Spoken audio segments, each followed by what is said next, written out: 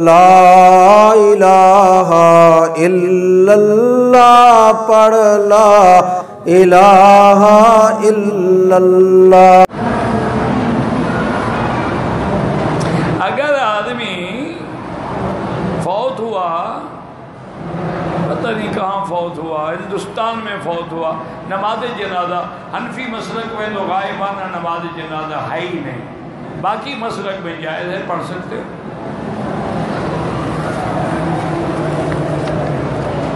مکہ میں رہتا ہوں، مدینے گیا، واپسی پہ عمرہ کیا، حج بھی کر رہے ہیں، بس دم دینی ہے آپ کو ایک بکری۔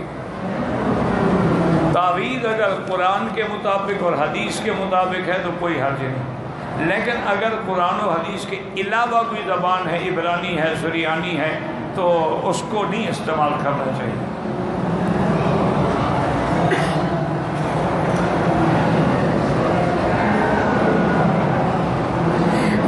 شوال کو اپنے چاچے کے لیے عمرہ کیا، آپ کا حج افراد ہوگا، آپ نے اپنے لیے تو عمرہ نہیں کیا نا، ایسے نہیں کرنا چاہیے تھا، لیکن حج آپ کا افراد ہے۔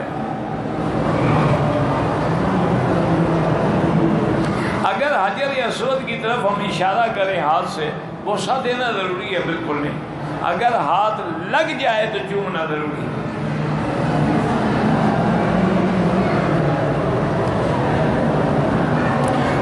ذی الحج کو ہمارے ویزے ختم ہو رہے ہیں، 12 ذی الحج کو ہماری فلائٹ ہے، تو کوئی نہیں، آپ چلے جائیں، کنکریاں کسی کو وکیل بنا دیں، آپ مجبور ہیں، آپ کیا کریں گے؟ پھر آپ پکڑے جائیں گے تو پھر تو آپ سال پڑے رہیں گے جیل میں۔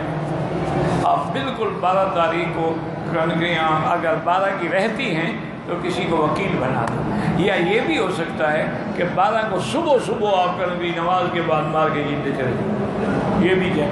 جانے والے کے لیے دیوار سے پہلے مارنا جائز ہے۔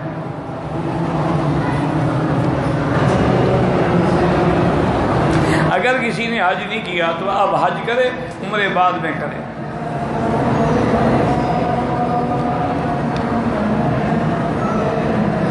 میں مدینہ منورہ سے احرام باندھ کے آیا، مکے میں آیا، طواف کیا، لیکن صفا مروہ اتنا لمبا چکر بھول گئے تم۔ بہرحال ایک بکری دم دو، انشاءاللہ آئندہ کبھی نہیں بھولو گے۔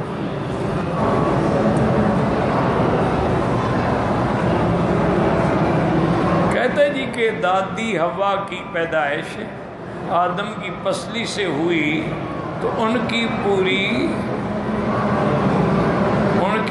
پتہ نہیں کیا تطبیق، کیسے مجھے تو نہیں پتہ کیا پوچھا ہے آپ۔ اچھا تمہیں فکر کیا ہے بی بی حوا کا؟ تم اپنی ماں کا فکر کرو، ان کی تو جیسے بھی ہوئی ہو تو اللہ کی قدرت کا نظام تھا نا کہ آدم کی بائیں پسلی سے زندہ حوا، اسی لیے تو حوا نام ہے نا، اسی طرح نکال لیا، نہ اس نے دودھ پیا ہے، نہ بچی تھی، نہ جو اسی وقت جوان۔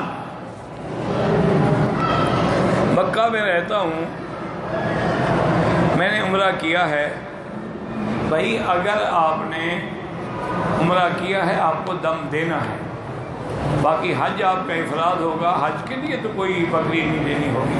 ایک ہے قربانی، وہ تو ہر بڑے آدمی کو، صاحب طاقت کو قربانی دینی ہوتی ہے، چاہے وہ حج کرے یا نہ کرے۔ قربانی الگ چیز ہے، حج کی بکری الگ چیز ہے، سمجھا کرو۔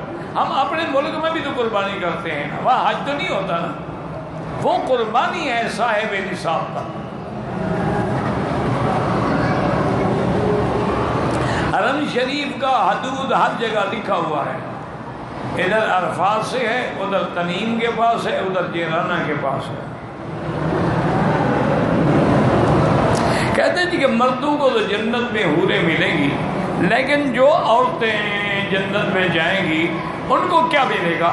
اگر شادی شدہ ہیں تو اپنا وہی شوہر ملے گا، تیار کھڑا ہوگا وہاں، اور اگر غیر شادی شدہ ہیں تو جو مانگیں گی ملے گا۔ وَلَكُمْ فِيهَا مَا تَشْتَهِي أَنفُسُكُمْ، جو چاہو گی وہ چاہے گی مجھے شوہر ملے گا۔